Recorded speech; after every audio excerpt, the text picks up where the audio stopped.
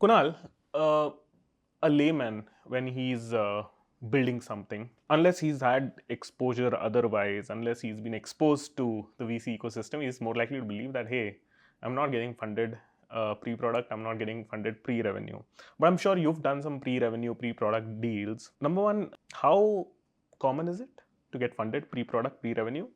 And what do you look for when you're funding pre product, pre revenue? The important thing is to understand that there are different types of investors who invest at different stages of your journey. Correct. So important is to identify the right investor for you depending on where you are in the stage of building your startup. Um, we are seed investors, and there are angel investors, and then there's the friends and family rounds, which typically comes even before we do. All of them are backing the individual or the founder, not necessarily the product or solution that you're building or looking for traction or revenue. So there is enough capital available in businesses that are still in their -1 to 0 journey, as we like to call it, which are founders who want to build something but are not sure what they want to do. There is capital available for them to go figure that out. And once they know what they want to do, there's enough investors like us that are available who partner with such founders to help them in their 0 to 1 journey. So ultimately, find the right investor for you. What do you look at when you say, okay, hey, you're mostly betting on the founder? What are you looking at on the founder? So in businesses that are pre-product or pre-revenue, Right. right? Now these are typically founders who are passionate about solving for a problem. They've identified an opportunity in the market, and they passionately want to build something for that.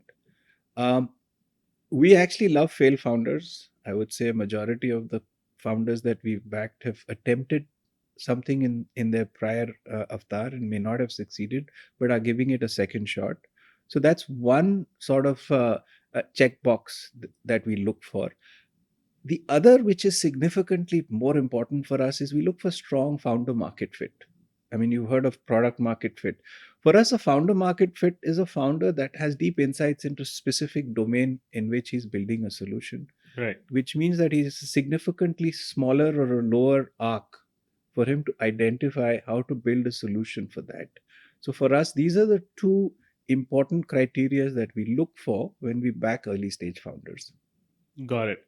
Now, I'm sure there's a market aspect to the whole thing as well, because you know a common understanding of how VCs work is, and correct me if I'm wrong, VCs chasing moonshot potential in every bet, and moonshot potential comes when an industry is about to break out, Mhm. right? How do you look at that at your stage? Sure. So what you're referring to is the power law, The which power law. is which Yeah. means in many so funds, as just want to explain, typically have a 10-year cycle, which Hmm. means you raise as a fund manager. I raise capital for my investors or limited partners, LPs. Yeah. LPs, and I have a 2 to 3 year deployment window and a 2 to 3 years to manage portfolio growth, and a 2 to 3 year window to exit. Depending on the size of the fund, you have to return, assume 5x of the capital raise, Hmm. which means that That's when the you, typical.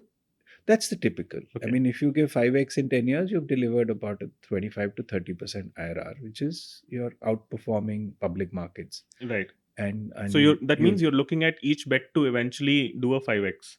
no, that's on an aggregated or portfolio Okay, so the basis. portfolio to do Yeah, 5x. so Fair enough. the bets that pan out will actually should deliver 20 to 30x 30x. because you assume that one third to maybe even 50% of your investments will either return zero or just bring principal back. Right. So you got to construct a portfolio keeping all these considerations into account. Done.